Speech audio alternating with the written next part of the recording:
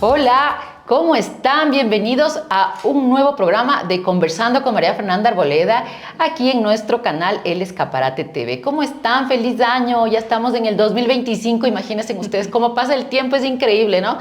Bueno, les cuento que de las últimas entrevistas que tuvimos, estábamos conversando en el ámbito político, recordemos a estos candidatos que seguramente volverán por aquí para en este mes contarnos cómo va la campaña. Sabemos que estamos aquí en Quito, Ecuador, y estamos ya en campaña electoral para presidente, vicepresidente, asambleístas, parlamentarios andinos y bueno, en febrero del 2025 decidimos nuestro futuro.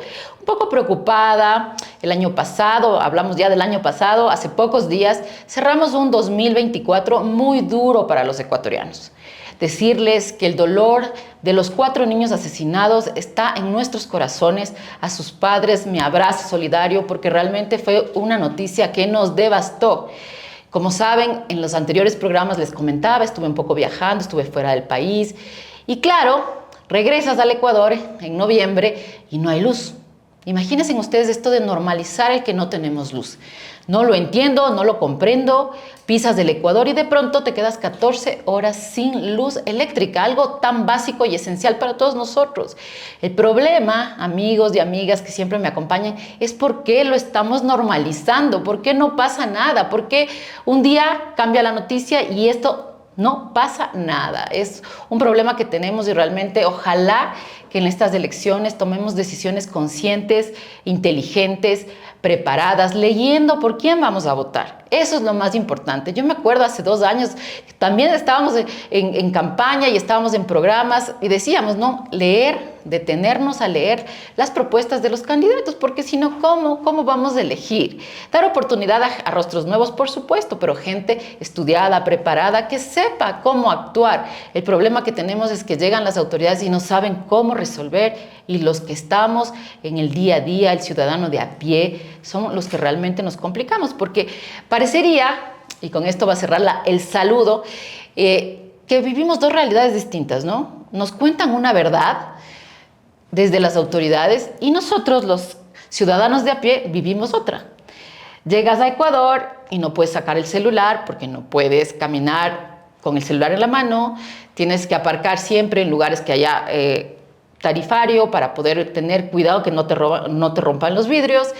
Y bueno, siempre con el miedo del acoso, de muchas cosas que vivimos, no solo las mujeres, sino también los jóvenes, los niños y los hombres en general. Entonces, por eso les digo que este 2025 está en nuestras manos, el poder ciudadano de elegir gente realmente preparada, buena, honesta y que podamos saber qué va a hacer por nosotros los ecuatorianos. Así que les mando un abrazo lindo para iniciar este 2025, porque siempre los inicios son esperanzadores, siempre, siempre, siempre. Así que vamos a tener hoy, les quiero presentar, vamos a tener una súper invitada, o sea, genial, así de las que me encantan entrevistar, porque es una mujer preparada. He leído su currículum, ella es quiteña, tiene 57 años, Alejandra Rivas Mantilla. Es una mujer guapísima, inteligente, con una extraordinaria carrera pública y privada. Hoy nos va a contar, ella está candidata, como les digo, a ser vicepresidenta de este país, con obviamente el binomio es Carlos Rabascal y obviamente Alejandra, por la Izquierda Democrática. Así que te voy a dar la bienvenida, Alejandra, bienvenida aquí a la Escaparate TV, y quiero que para iniciar nos cuentes quién es esta mujer maravillosa que hoy quiere ser nuestra vicepresidenta. Muchas gracias, María Fernanda. Un feliz año para ti, para toda la audiencia del Escaparate. Es un gusto estar aquí con ustedes. Gracias por invitarme. Y pues bueno, yo soy Alejandra Rivas Mantilla, nací en Quito, tengo 57 años de edad. Los últimos años estoy residiendo en Manabí, en las afueras de Manta. Y tengo 35 años de experiencia profesional, una trayectoria en el ámbito público y mayoritariamente en el privado. Y claro, he estado en distintas disciplinas en 35 años, en la gestión de reputación, en asuntos públicos, en comunicación estratégica, en litigios, en mediación, en negociación, pero mis áreas de especialización son el manejo de crisis y la resolución de conflictos. Y es aquí donde he visto que mi aporte al Ecuador y dar este paso de salir de mi área del sector privado. Tengo una firma también en la cual pues hago análisis político, entre otros temas, y pues hoy creo que los ciudadanos tenemos que dar este paso adelante porque sí vemos un Ecuador muy golpeado, un Ecuador con una crisis multidimensional en absolutamente todos los sectores, y he aceptado esta invitación de mi amigo y colega por más de 10 años que trabajamos juntos también con Carlos Raboscal. Nos conocemos, tenemos una gran amistad, mucha confianza, y como colegas que coincidimos en el análisis político, pues veíamos que esta es una buena oportunidad de hacer un binomio sólido con trayectoria, con experiencia, donde hemos desarrollado un plan de gobierno con distintos ejes, que sé que lo has leído, que me encanta, porque la verdad es que pues consolidamos a un grupo de hombres y mujeres ecuatorianas, unos grandes profesionales para desarrollar nuestro plan de gobierno, el único que cumple con todos los requisitos del CNE.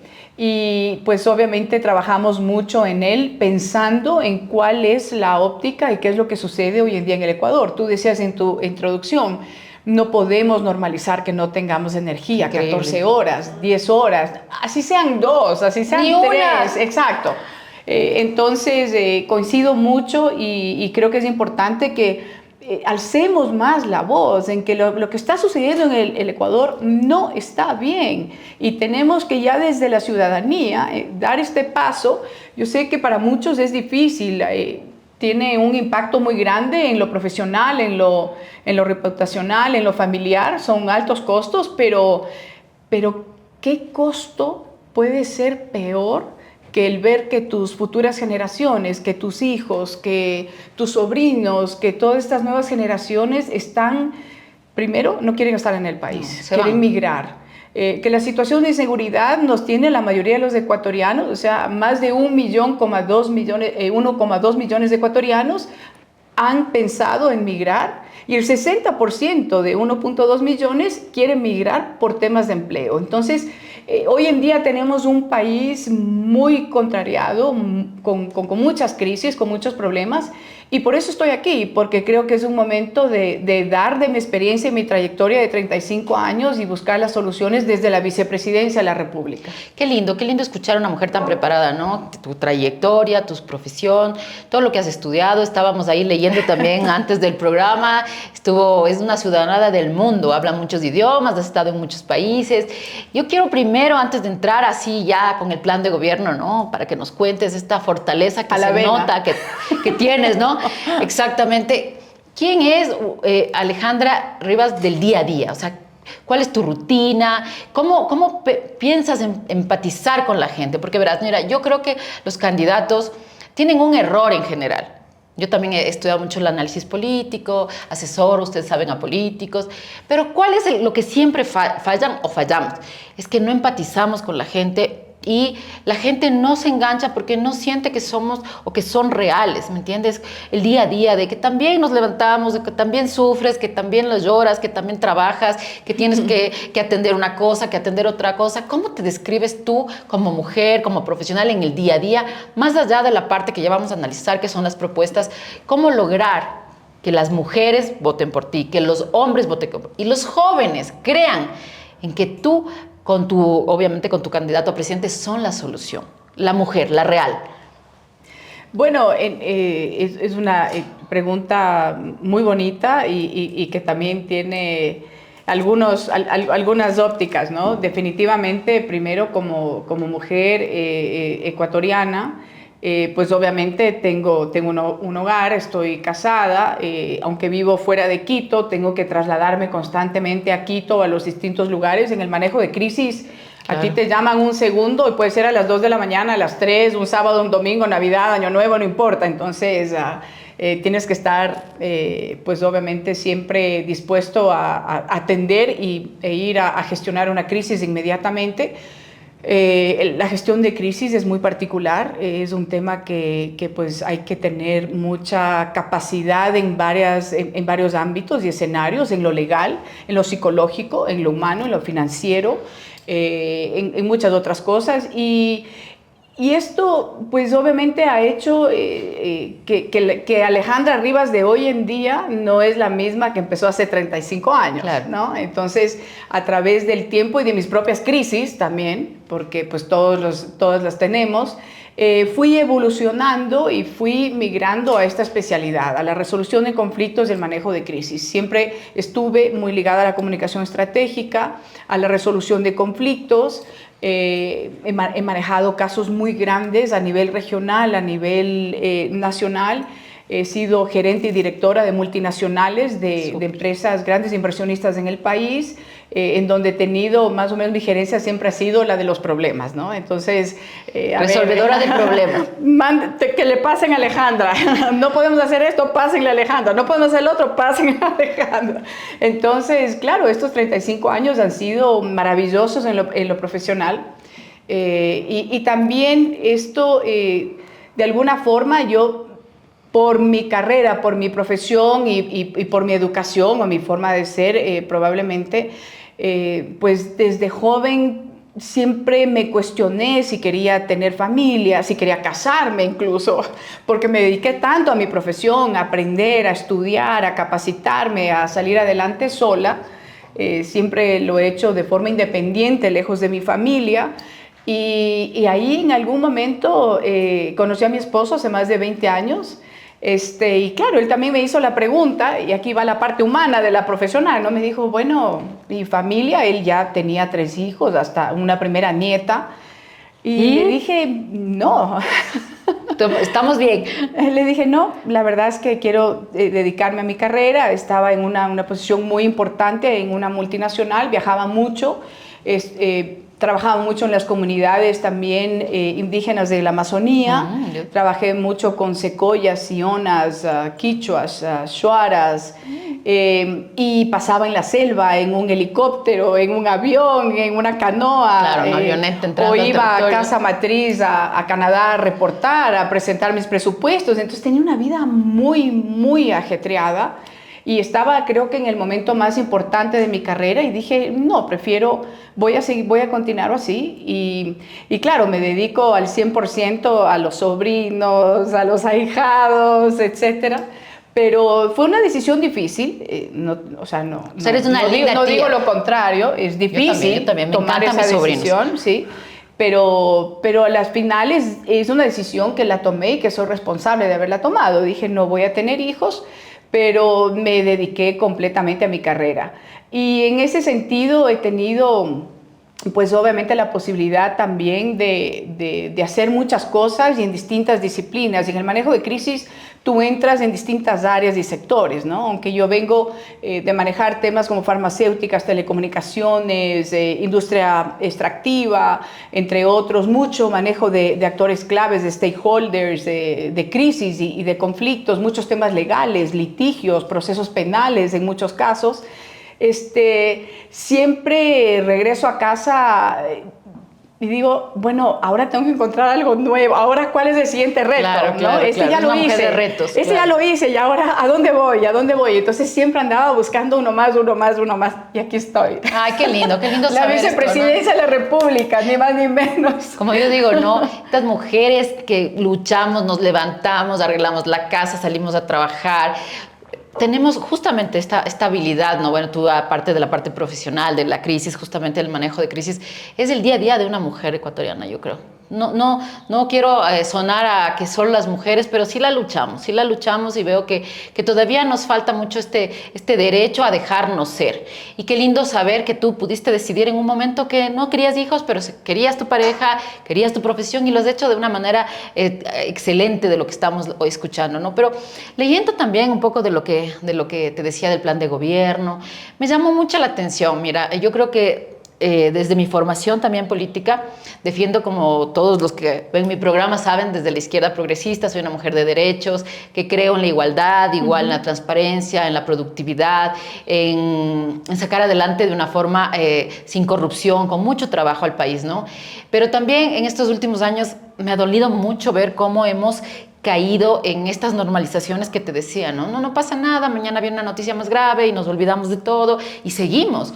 Y gente decente, honesta, que te has jugado 20, 30 años o termina yéndose o sacando a los hijos del país, que es más doloroso, porque no ves una esperanza, no ves que tus hijos van a tener dónde trabajar, te da miedo la inseguridad de que les pueda pasar algo, de que no puedan salir a farrear, como se dice, como nosotros farreábamos. Yo me acuerdo a los 17, 18 años, yo me iba con mis amigos a farrear y en esa época ni carro teníamos, ¿cachas? O sea, nos íbamos así en taxi de la época.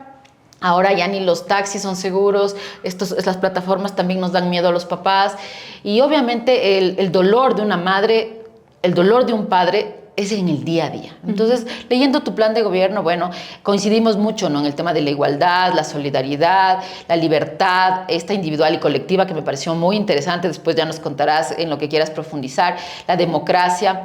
Pero quiero ahondar un poquito en algo que me llamó la atención y me encanta, porque te cuento, Alejandra, que yo también he trabajado mucho en las nacionalidades de los pueblos indígenas, igual en comunidades en los Shuar, Ashuar, he estado trabajando en el Tena, en el Puyo, en Morona, y este tema de la justicia climática y el tema de la sostenibilidad ambiental. La Amazonía, como sabemos todos, es maravillosa. Bueno, es como tú decías, ¿no? Es este riesgo de ir a ayudar, a empatizar, pero también darnos cuenta que los pueblos y nacionalidades es increíble cómo protegen el hábitat, cómo protegen el oxígeno que respiramos todo el mundo. Y cuánto nosotros, desde el centralismo que lastimosamente existe, estamos redistribuyendo esta riqueza hacia ellos y respetando que ellos nos entregan su oxígeno, nos entregan su naturaleza, ellos piden protección, no quieren que sigan sacando el petróleo o tienen unas luchas que hay que saber entenderlas y escucharlas, ¿no? ¿Cómo tú, desde tu posición de vicepresidenta, vas a lograr que justo estas nacionalidades, estos pueblos indígenas puedan tener progreso, ¿no? Porque una cosa es que, claro, les apoyemos, redistribuyamos la riqueza, pero no podemos permitir que sigan o que tengan esta pobreza justamente sin recursos.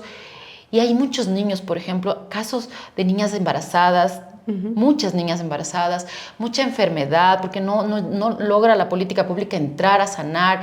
Yo he visto mucha necesidad todavía en la Amazonía. ¿Cómo tú, después de haber trabajado ahí, cómo es una esperanza para estos pueblos y nacionalidades? En verdad, las mujeres tenemos una capacidad de liderazgo, una sensibilidad que nos permite muchas veces, cuando dicen no hagas esto, te va a pasar ni sé qué. ¿Sí o no? O sea, no solo como madres, sino como hermanas, como líderes, como jefas. Oye, ten cuidado. Tenemos ese instinto y esa capacidad. Y después de una larga jornada de trabajo, nos toca llegar a la casa a lavar platos, a lavar ropa, a arreglar la casa, a ver que si las compras, y nuestra tarea nunca termina, ¿no? Y somos como esas hormigas trabajadoras que no paran un solo segundo. Y la mujer ecuatoriana es una mujer de una gran fuerza.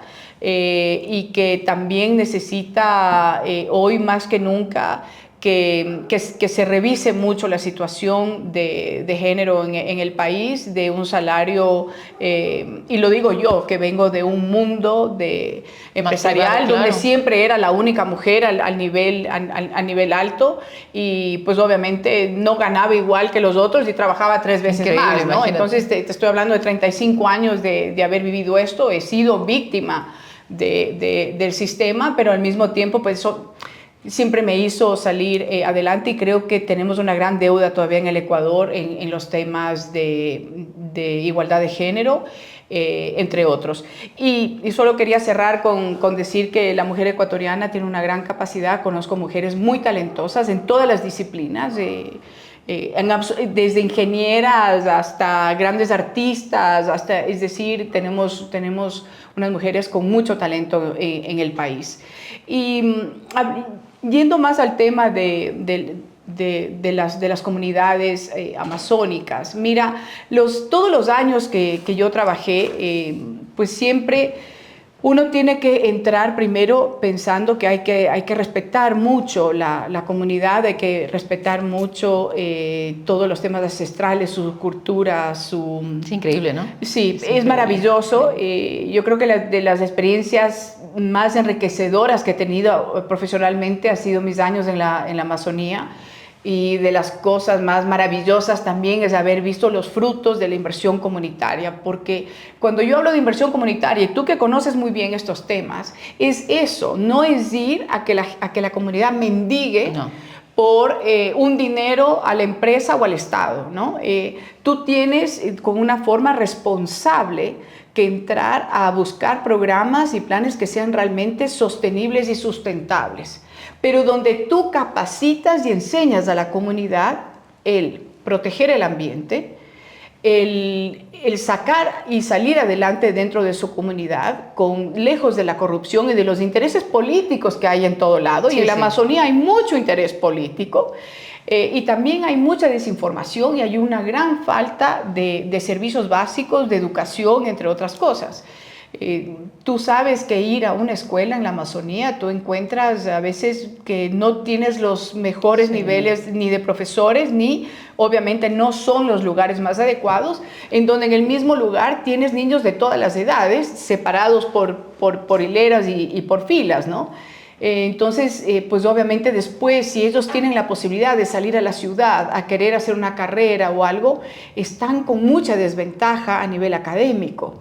Entonces creo que en ese sentido, a nivel comunitario, tenemos que hacer un gran mea culpa en el Ecuador y empezar a buscar realmente, con mucha cooperación y colaboración también de organismos internacionales que han hecho grandes trabajos en distintas partes del mundo, en poder implementar estos programas que sean sostenibles y sustentables, en donde los temas de la economía verde hoy en día son fundamentales y es allá hacia donde tenemos que migrar y tenemos que ir.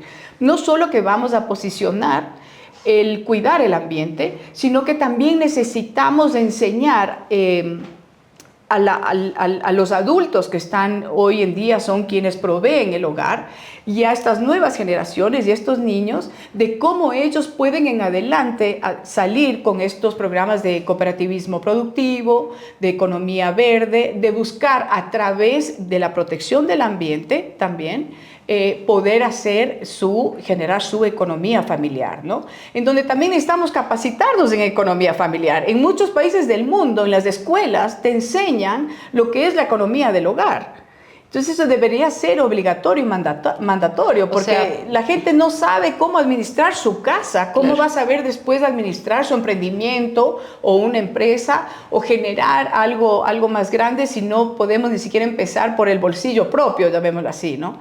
Entonces, en la Amazonía tenemos todavía muchas tareas y tenemos todavía muchos planes para hacerlo. Y en temas de cambio climático, que era otra parte de tu pregunta, yo me acuerdo que he estado en algunas conferencias y cuando escucho con envidia, ¿no?, los planes y las cosas que hace Colombia o que hacen, para no irme a Europa o otros países, sino aquí en la región, lo que está haciendo Brasil, y digo, ¿y en Ecuador qué hemos hecho? O sea, ¿estamos realmente, vamos a cumplir la meta, vamos a llegar al 2030, vamos a llegar al 2035? Conocemos algo de los lineamientos del Club de París, etcétera. Pero ¿qué estamos haciendo en ese sentido? Absolutamente nada, absolutamente nada. Y revisaba ayer un dato muy interesante, porque la energía en el mundo en realidad está concentrada, sobre el 80% del uso de energía en el mundo está concentrada en carbón, en el uso de carbón, en el uso de petróleo y en el uso de gas. Imagino. El 80% en el planeta. Esto quiere decir que el 20% está distribuido en 0, y en 1, de otro las tipo de energías o eólicas o solares. Es decir, todavía el planeta depende del carbón, del gas y del petróleo. Y en ese sentido nosotros, si tenemos un problema de economía, de presupuesto, no podemos decir no totalmente a la industria extractiva. ¿Qué sí tenemos que decir? Hacerlo con responsabilidad, porque sí se puede. porque yo la conozco, Exacto. yo la trabajé, yo he sido testigo. Y las empresas que son responsables con el ambiente, que tienen tecnología de punta, hoy en día tú entras con mucha Claro, energía precisión limpia, claro. a extraer los recursos, pero con mucha responsabilidad. Y quiero ser enfática en la palabra responsabilidad y balance entre el ambiente y lo técnico, porque hoy si nosotros decimos no a la extracción al 100%, ¿de qué vamos a vivir? Claro. Si el agro está abandonado y después vamos a tener un problema de sostenibilidad alimentaria. Es decir, si no empezamos a pensar y actuar en este manejo de crisis urgente en los distintos sectores y las distintas áreas de forma responsable, porque la minería ilegal está cooptando la mayoría del país. ¿Y quién se está beneficiando de eso? El bolsillo de los ecuatorianos no, pero la empresa sí tiene que pagar recursos, tiene que pagar emplea y obviamente hay una retribución al Estado. Pero y todos los ilegales, que son mucho más grandes, la cantidad de metales que salen sin declarar del Ecuador, son millones de dólares que veía que, por ejemplo, habían ingresos en la China, entre los oficiales y los no oficiales eran 4 veces más, María Fernanda. Increíble. Entonces, tenemos que hacer un poco un baño de verdad y un shock. Justo quería hablar de eso. Decir, a ver, esta es nuestra realidad. Pero al Ecuador tenemos que hablarle con la verdad, porque los gobiernos no nos dicen la verdad, no nos dicen lo que está pasando. Justo quería mencionar esto y ahí te corto un ratito porque estaba revisando y me encantó algo que también investigué, que es esta verdad de la crisis, ¿no? O sea, ¿cómo quieren que nosotros votemos por los candidatos si nadie nos está diciendo la verdad? Como decía hace un ratito, ¿no? Nosotros la vivimos, porque la vivimos, o sea, sabemos lo que te decía, que no puedes salir a la calle, que tienes que tener cuidado que no te roben, que los chicos no pueden salir porque hay secuestros, que no hay trabajo, que mucha gente está migrando, lastimosamente hemos regresado al 98, al 97, lastimosamente ni siquiera es esa esperanza que había en el 96, 97, 98 de que iban a volver los migrantes y que iban a mandar los recursos para ayudarnos a salir adelante. No, ahora es otro tipo de migración, es una migración que son jóvenes preparados que dicen yo no vuelvo. Entonces esta verdad de la que tú hablas es la que necesitamos los ecuatorianos conocer, porque si vamos a la parte oficial nos dicen que todo está perfecto. Entonces yo digo, estas dos realidades que vivimos, ¿no? Los ecuatorianos, la que nos cuentan los oficiales, digamos, las cifras, y la que el día a día de las personas que tienes que endeudarte, que no tienes para pagar, o que te quedas sin trabajo de un día al otro, porque las fábricas, porque no tienen luz, cierran, porque cientos de personas se quedan sin trabajo, ¿no? Y este vivir engañados y consumir cosas que también te hacen engañar, y estas estrategias, como yo digo, y aquí quiero también ser enfática, estas estrategias malas en la que tu cerebro cree las mentiras como verdades, ¿no? Y comienzas a acostumbrarte a vivir así. Y ahí viene mi pregunta más directa para ti como candidata a vicepresidenta con esta fórmula, con Carlos Rabascal de la Izquierda Democrática, es 3 cosas a corto plazo, porque nos hablan mucho también del mediano y del largo, y sabemos porque hemos estudiado y conocemos la situación difícil en la que estamos, pero necesitamos que también nos den esta esperanza a corto plazo.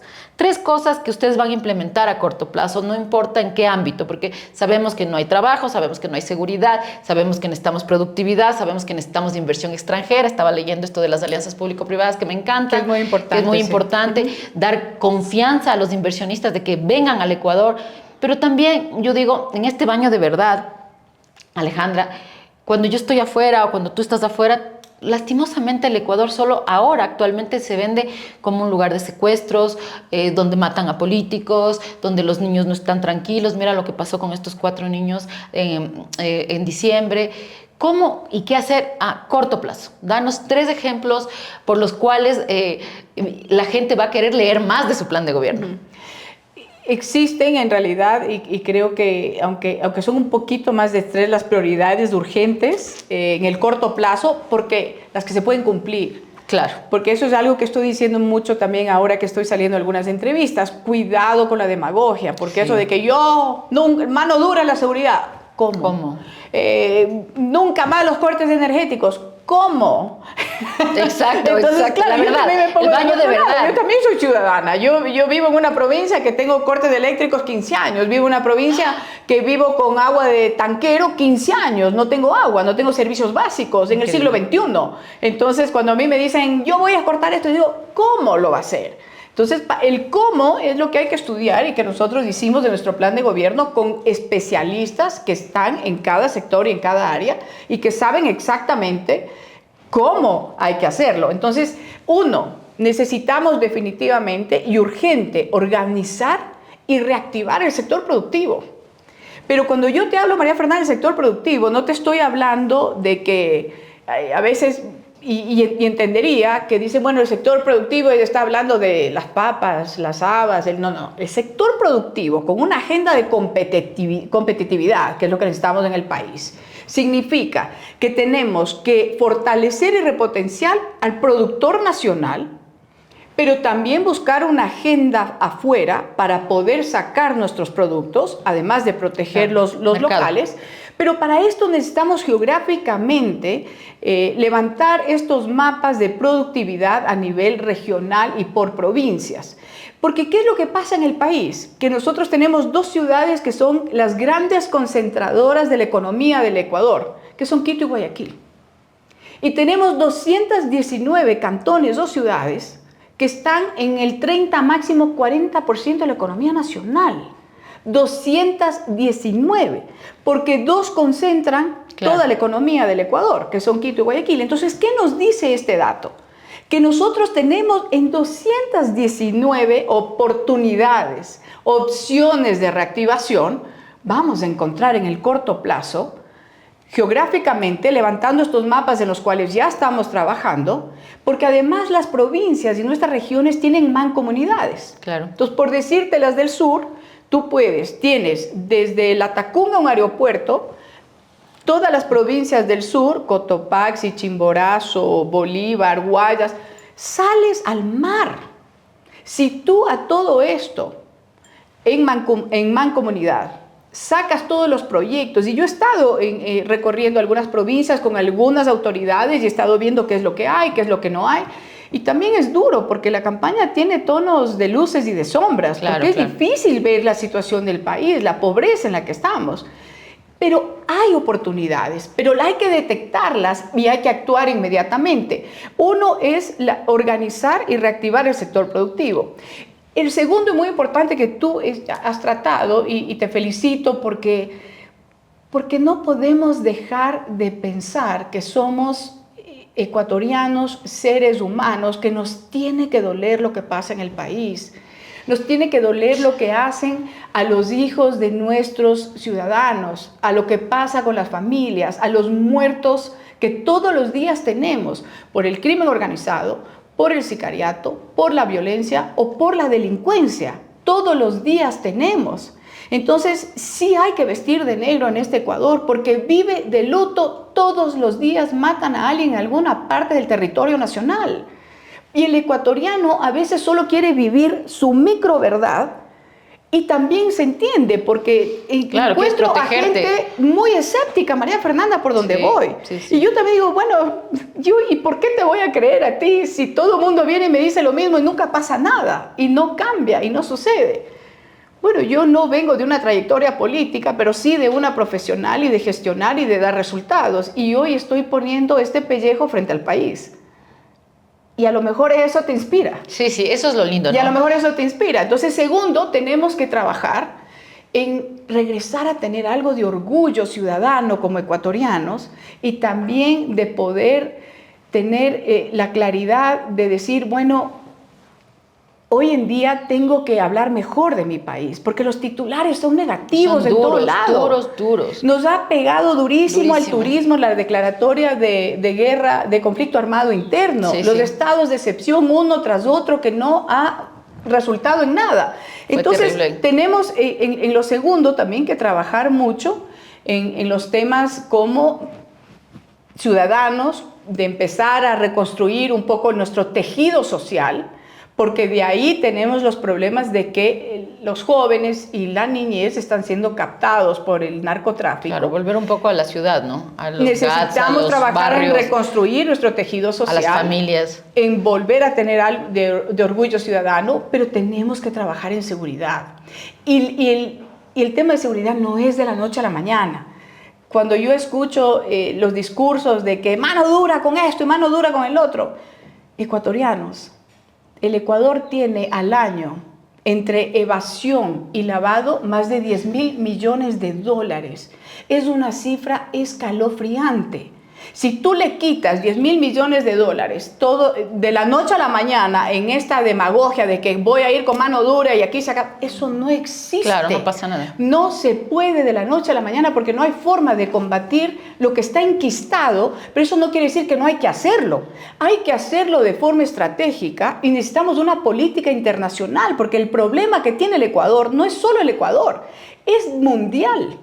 Es un problema que está en todo el mundo porque hay un consumo y tráfico en Europa y en Estados Unidos, y nosotros somos un gran lugar de tránsito y de salida. Muchísimo. Entonces, este último año. Y además nosotros, otra de las cifras de nuestros especialistas de los temas de seguridad con quienes hemos trabajado el plan de gobierno, para el cual estamos diseñando y tenemos listo no solo un proyecto país como binomio Carlos Rabascal y Alejandra Rivas, sino de tener un plan nacional integral de seguridad. Porque no es lo mismo la violencia en los ríos que la de Orellana. Claro, claro. No es lo mismo el delito de Sucumbíos que el de los ríos. Entonces también geográficamente tenemos que entender cómo está la problemática del narcotráfico, de los delitos, de la violencia, del microtráfico afuera de las escuelas de nuestros niños en todo el país. Entonces, esto de yo voy a ir y voy a combatir y mano dura, dígalo cómo, cuándo, con qué presupuesto y en qué tiempo. Porque si le quitan el presupuesto a la seguridad y no invertimos en los sistemas de inteligencia, puedes tener 200 chalecos y 300 ametralladoras, pero si no tienes inteligencia, ¿en dónde las vas a usar? Son esfuerzos vacíos. Entonces, todo esto es un plan integral de seguridad que tiene que ir poco a poco y tenemos que ir inmediatamente a lo más importante. Los niños que son cooptados por el narcotráfico, que son parte hoy en día del sicariato y delincuencia, y por otro lado, nuestros jóvenes también, que están siendo obviamente llevados a todo esto. ¿Por qué? Porque si no hay empleo y viene alguien, como digo yo, con las dos P's, con plata y plomo, ¿tú qué haces? Claro, y sobre todo ahí, para complementar, hay ciudades en que los mismos padres, como no tienen oportunidades para trabajar, porque no hay trabajo, no hay dinero, entregan a sus hijos. O sea, estamos en un nivel que yo realmente digo, ¿cómo es posible? Claro, no juzgo, pero digo, qué dolor debe ser a un padre tener que entregar a tu niño, a tu adolescente, porque no te queda de otra, porque si no, no tienes para comer, y si no, también igual lo van a matar. O sea, yo creo que ahí, por ejemplo, es muy, muy extenso el tema de la seguridad. Y creo que es como tú dices, Alejandra, estas realidades dolorosas que nadie nos cuenta, ¿no? Vivir... Que no queremos hablarlas. Sí, y la gente, tú le preguntas, ¿no? Y le dices, ¿y qué pasó? Yo preguntaba cuando recién regresé de un viaje, le decía, ¿cómo haces? ¿Qué pasa con las cosas de la refrigeradora? No, pues ya no se compra a la señora, ya hay que ir al día a día. O sea, normalizas la seguridad. O sea, la falta de seguridad normalizas, decíamos, la falta de luz, porque no hay una política pública detrás como la de empleo, de salud, de educación, de absolutamente todo. Entonces yo digo... ¿En qué país quieres vivir? Exacto, yo decía el otro día así en un comentario, y bueno, discúlpeme, ¿me pueden decir una buena noticia? O sea, algo que podamos decir, qué lindo, ¿no? Pero mira, ahí decirte y contarte que habemos gente, ¿no? Mucha gente que trabajamos en el día a día por ayudar desde lo que podemos. Mira, yo tengo una fundación de ayuda social que en el año pasado atendimos a más de 3,000 personas, que es Fundación Las Victorias. De paso, hago como siempre la cuña. Si quieren apoyar, ya saben dónde y escribirme, llamarme. Pero yo digo, estos esfuerzos que hacemos los ciudadanos de a pie, ¿no? Que me encanta este término, porque somos los de a pie, o sea, los que estamos en el día a día, que se multiplicara, imagínate, con una política pública decente, que en verdad se extienda al territorio, que en verdad no entregues limosna, sino entregues dignidad, entregues educación, entregues trabajo, ¿no? O sea, eso es lo que yo creo que nos hace falta. Y como tú decías, ese volver a confiar en que somos ecuatorianos y que ya lo hicimos, ya mejoramos, ya podemos, no importa quién lo haga. O sea, lo importante es que tengamos esa fuerza de volver a creer, como tú dices, ¿no? Yo quiero preguntarte las últimas 2 preguntas, porque el tiempo ya ves en televisión. Y ahí te quería comentar la importancia de trabajar en salud mental. Eso, en justo un plan nacional de salud mental, ahora, porque tú estás hablando de todo, pero todo esto son sentimientos, sí, porque somos seres humanos. Yo tengo un programa de salud mental. Tenemos tremendos desafíos sobre salud mental. Y si leíste el plan de gobierno, sí, nosotros tenemos un plan nacional de salud mental muy, muy ambicioso que lo queremos implementar inmediatamente en atención primaria. Hermoso. Y cubrir a nivel nacional el 100% no más tarde del 2028. Entonces, ¿por qué? Porque necesitas incorporar en atención primaria de salud a psiquiatras y psicólogos. Maravilloso. ¿Cuáles son las cifras hoy en día, María Fernanda? Es terrible. Sobre el 60% de los ecuatorianos están totalmente negativos y tienen problemas de salud mental, de depresión, de tristeza, de decepción, de desmotivación. O sea, totalmente. La puedes catalogar como tú quieras, totalmente, pero tenemos esa ansiedad, tenemos esa angustia, de los cuales el factor principal es la inseguridad. Luego vienen los cortes de energía y tercero es el desempleo. Entonces, esto es lo que te está causando. Y el mensaje es que las 3 cosas son políticas públicas, porque es increíble. Yo también tengo, como te digo, un programa de ayuda social para justamente la salud mental, y es increíble cómo la gente, sus problemas, como tú dices, son causados por los políticos, por la política pública mal hecha, o simplemente por el no accionar. Bueno, no existen porque las políticas públicas. Exacto, no porque existen. No tienes trabajo, seguridad no existe. Volvemos seguridad. Así es. Y sobre todo, que tú cuando no tienes o tienes muy poco, priorizas el ir a comer, el dar la educación a tus niños, el comprar los útiles, pero ¿qué vas a pensar en el imaginario pagar un psicólogo? Porque además es costoso y priorizas. Se vuelve un lujo. Claro, es un lujo cuando tiene que ser, como tú dices, una necesidad básica satisfecha. Y esto me lleva a las 2 últimas preguntas. La una es, ¿qué nos cuentas de Carlos Rabascal? O sea, ¿cómo es su relación? Algo corto, ¿por qué deberíamos votar por este binomio? ¿No? Ahora viendo tantos problemas, así me da chiste contar esto, pero digo, ¿no?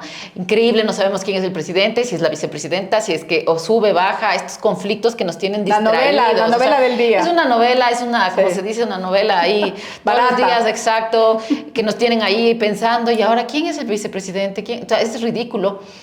¿Cómo es su relación? Te escuché al inicio, ustedes tienen una relación de amistad. ¿Cómo lo ves tú? Cuéntanos un poquito esto, ¿no? Porque sí, yo creo que es importante, ¿no? Admirar a tu candidato, esta relación no solo profesional, sino también de amistad, ¿no? Sí. Bueno, nos conocemos más de 10 años, coincidimos como colegas primero, y de ahí hicimos una gran amistad, y de hecho, pues compartimos oficina casi 2 años, algo así, aquí en Quito, por esto que yo tengo mi firma aquí en Quito y mi equipo en Quito, pero viajo constantemente de mi casa acá. Y con Carlos tenemos más de 10 años de conocernos. Cuando fui directora de una multinacional de comunicación en Ecuador, él era parte de mi equipo asesor y consejero, y pues hemos hecho una gran amistad, su familia, la mía. Carlos se queda en mi casa con Nani, cuando estamos aquí salimos siempre los 4 a comer, pero esto es de verdad, es una cosa muy sincera, como se dice.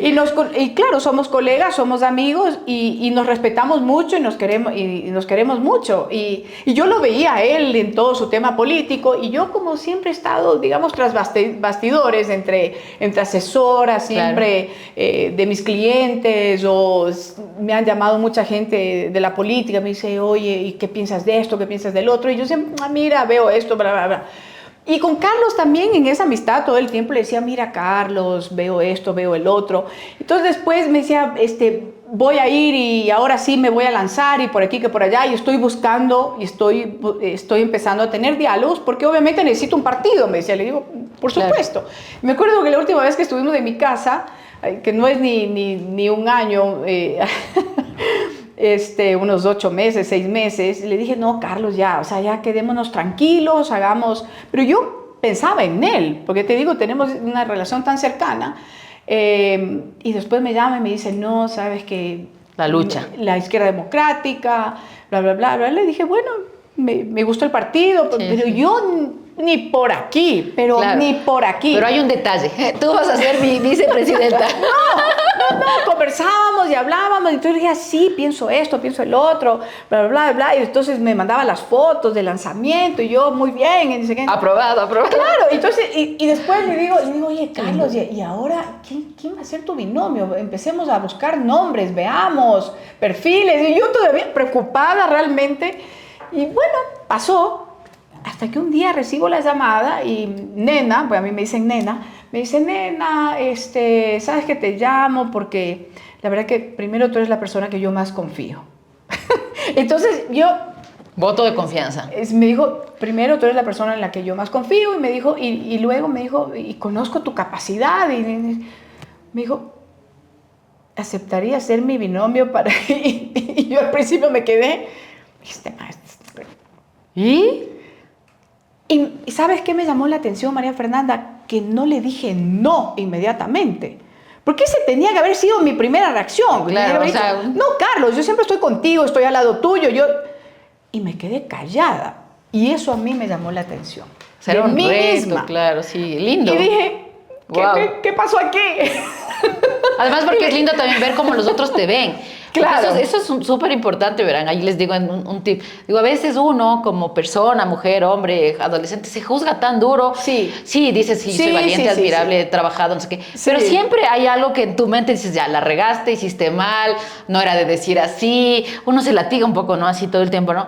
Y cuando otra persona te dice cosas y como esto, ¿no? Oye, Sí. he pensado en ti. Y, o sea, sí dices, wow, ¿no? Me quedé o sea, fría ha hecho porque un trabajazo. no me lo esperaba. Y yo dije, o sea, fue mi reacción. Me llamó la atención que yo no haya saltado y no le haya dicho no, sino que me quedé callada. Entonces, ese silencio mío me sorprendió de mí misma. Y dije, mí misma. ¿Qué estoy haciendo? Entonces, le dije, mira, primero quiero hablar con mi esposo. Luego quiero hablar con mi madre. Qué lindo. Y quiero hablar con mis hermanos. Y me dice, ok, nena, pero no te demores mucho. Me dijo. ¿Y en cuántos días le diste la respuesta? Es una decisión de que no te demores mucho. Le digo, bueno, entonces, pero ese es el nivel de confianza y de cariño que nos tenemos. Y en verdad, y como tú dices, efectivamente eso me pasó, porque empecé, llamé a mi esposo inmediatamente y recibí... Qué lindo, ¿no? Eso es una... Claro, mi madre, mis hermanos. Y luego llamé a amigos muy cercanos míos, un par de clientes míos que me conocen algunos años, y no tuve nadie, que te diga que no. una sola persona que no me dijeron, tú estás súper calificado. Y todo el mundo me decía, hazlo, hazlo. Y yo dije, ¿por qué nadie me dice que no? Porque está calificada. Y buscaba, digo, a ver, ¿a quién llamo? Qué linda, qué linda. Buscaba.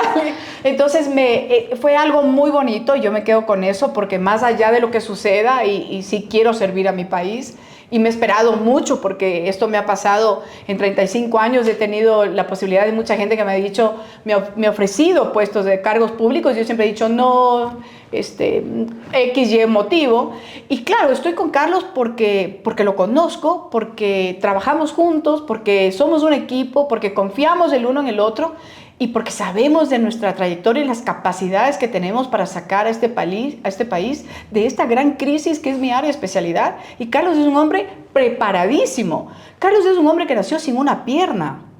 Carlos es un hombre que toda la vida tuvo sus grandes desafíos porque no nació sin una pierna.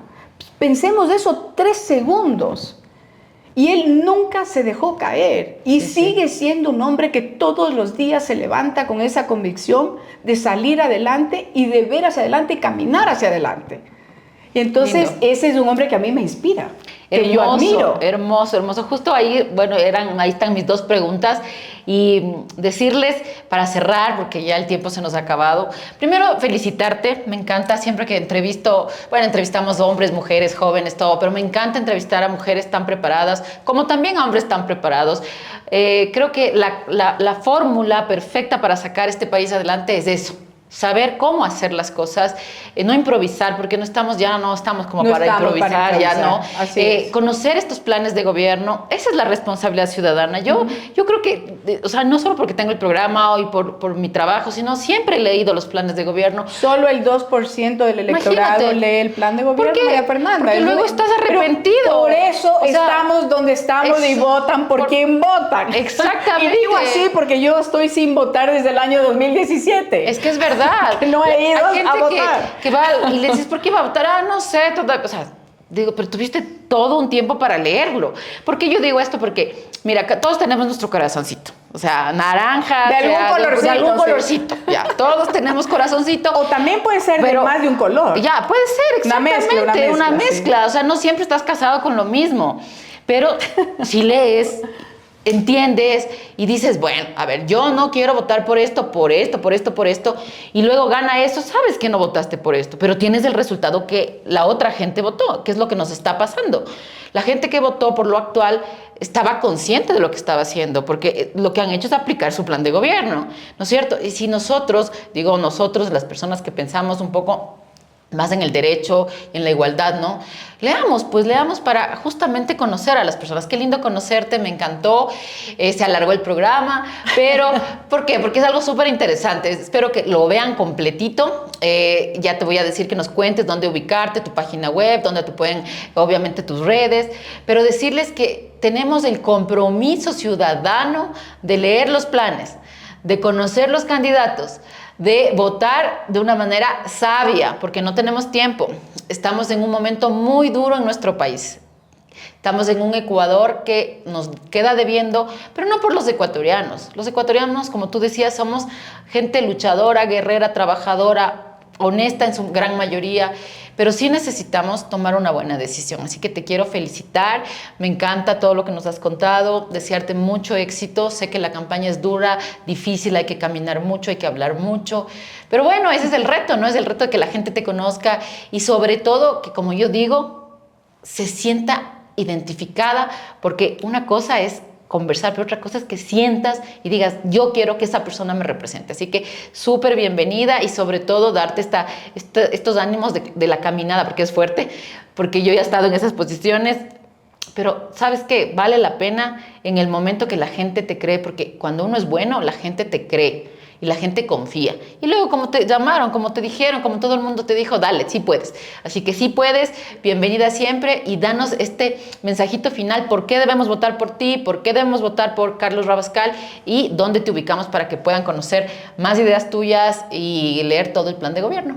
Muchas gracias, María Fernanda. Bueno, antes que caminar o que hay más que hacer que hablar, y creo que es importantísimo que los ecuatorianos nos tomemos de este tiempo de revisar y reflexionar, porque no solo que los planes de gobierno, que es un requisito que te pide el CNE, que es indispensable, sino que hay que ver en qué planes de gobierno. El nuestro es el único que cumple con un plan plurianual en donde estamos diciendo cómo, cuándo y con qué se van a hacer lo que dice el plan de gobierno. El resto no lo hacen, porque es parte de una posible revocatoria si no lo cumples. Entonces, hasta en eso hay que ser responsables. Cuando tú presentas un plan de gobierno, tienes que tener la responsabilidad y el compromiso de decir cómo, cuándo, con qué lo vas a hacer. Y hoy, ecuatorianos, el Ecuador no espera, el Ecuador ya se nos fue de las manos. Y ahora necesitamos los ciudadanos empezar a dar a este paso y ponernos al servicio de nuestro país por estas generaciones, por esta gente que está migrando, que está saliendo, porque sí hay condiciones y hay formas de hacerlo en el corto plazo y otras que no van a ser en el corto plazo, como los temas de energía o de seguridad. No, pero hay que gestionarlas, hay que liderar, hay que inmediatamente implementar las alternativas de solución.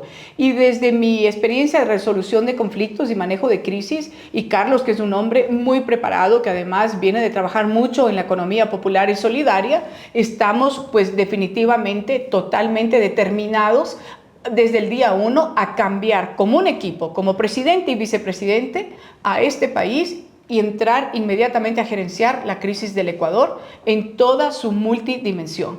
Así es que, ecuatorianos, este es un buen momento para que revisen qué es lo que, por quién van a votar, piensen en su futuro, miren a su alrededor y a mí me pueden encontrar en @aliribas2025, tanto en Instagram como en X y en Facebook me parece que también es igual.